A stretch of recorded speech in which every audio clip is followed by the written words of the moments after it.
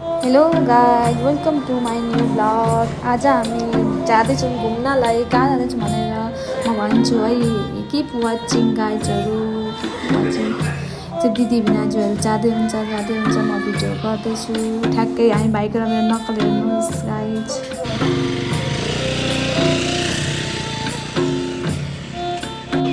Finally guys हामी हाम्रो डेस्टिनीमा आइसकेको छौँ। फाइनली यहाँ चाहिँ हाम्रो भाइ खाँदैछन्। हाम्रो भिनाजु क्यामेराम्यान। कस्तो लाग्यो भाइ तिमीलाई यहाँको वेदर? एकदम राम्रो छ। यस्तो राम्रो लाग्यो गाइज हाम्रो चाहिँ एकदम राम्रो लाग्यो।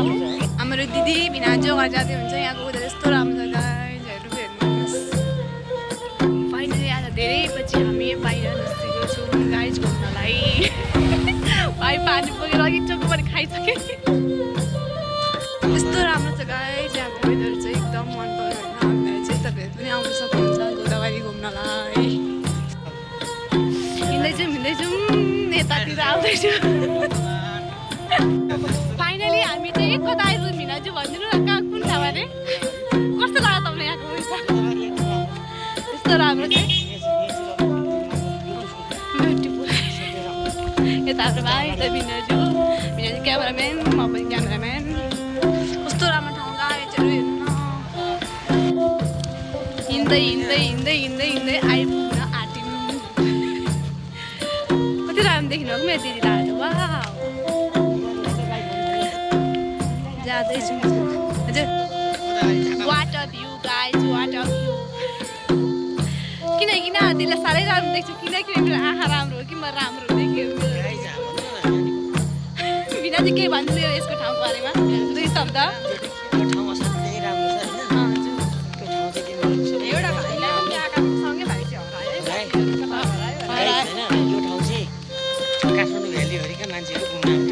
हजुर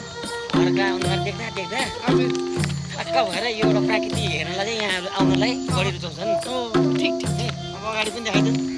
गाइज यहाँको भिडियो यस्तो छ, यस्तो राम्रो छ गाइज। फाइनली हिँड्दा हामी चाहिँ फाइनल आफ्नो डेस्टिनीमा आइसकेको छौँ। म तपाईँलाई देखाउँछु। आइसक्यौँ गाइज, आइसक्यौँ।